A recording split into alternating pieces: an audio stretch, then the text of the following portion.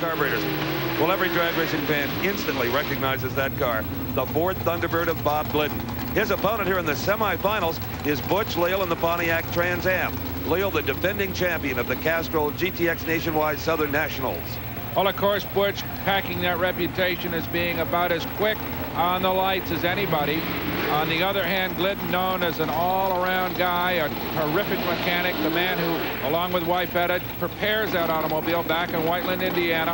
A brilliant mechanic and a brilliant race driver as well. A complete drag racer. I'll tell you, Bob Glidden's reaction times at this race have been as good, in fact, a little bit better than Butch Leal's. And there's Etta. She knows any time that they race Leal, he is going to try to leave on her husband. Let's see if he can get away with it.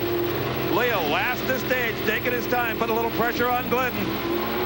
Leal is finally into the beams. They leave right together. Identical reaction times. This is going to be a classic Ford versus General Motors drag race. It is.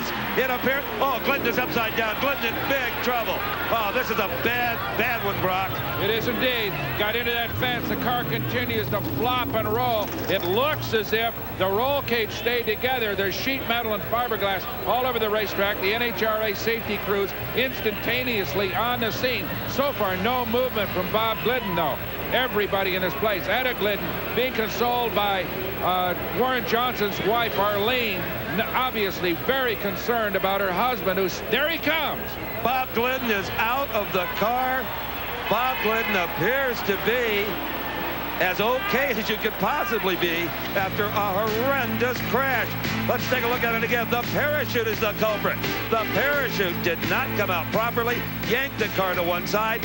Thank the Lord Butch Leal was clear of it, or it could have been even worse. Into the rail, upside down, nose first. And now the worst thing that can happen, flipping on top of the guardrail like that. Now this car is the first one that Glidden has ever owned that had a funny car style roll cage, and I got to think that probably saved his life. You're absolutely right. The car into that fence at around 185 miles an hour, still rolling, 6.5 full rolls. You see all that bodywork coming loose, but you don't see any of the roll cage coming apart. Bodywork, you can lose. Roll cage, absolutely critical to the survival of this world champion. And it appears at this moment that he is going to be all right.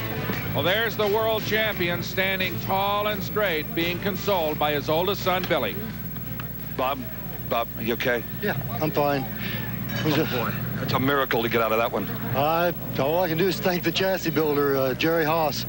You know, I don't know what happened. I felt the back of the car come up, and it went over, and I just put my arms around my head, and I was just in there riding along. I hope Etta knows that you're okay. I'm sure she does by now. I'm waiting for her to get down here.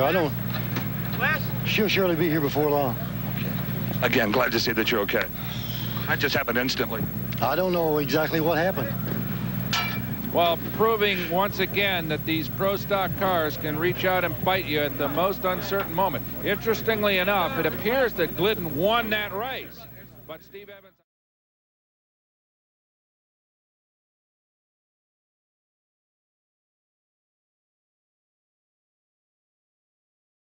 I don't think there's any possibility of him returning for the final. Not only that, I don't think there's any possibility that that car will ever race again. It is destroyed. Again, right at the finish line, watch the parachute. It is not out straight and billowed. It pulls him to one side, and this is what happened. As bad a pro stock crash as the sport has ever known. It took 4 or 5 hard impacts on the roll cage. One side of the cage, the passenger side, collapsed, but not the section where Glidden's in, because it's built much like a funny car. He's tucked inside that steel tubing.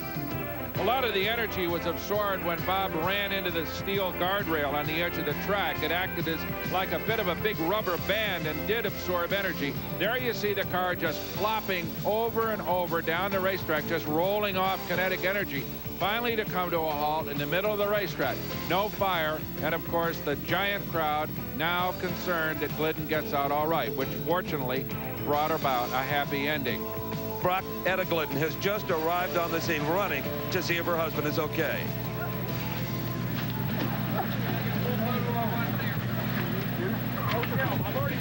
See, I lied to you, hon? Yeah, we're in good shape. Okay, bud? Oh, yeah. In some ways, Bob is in better shape than Etta.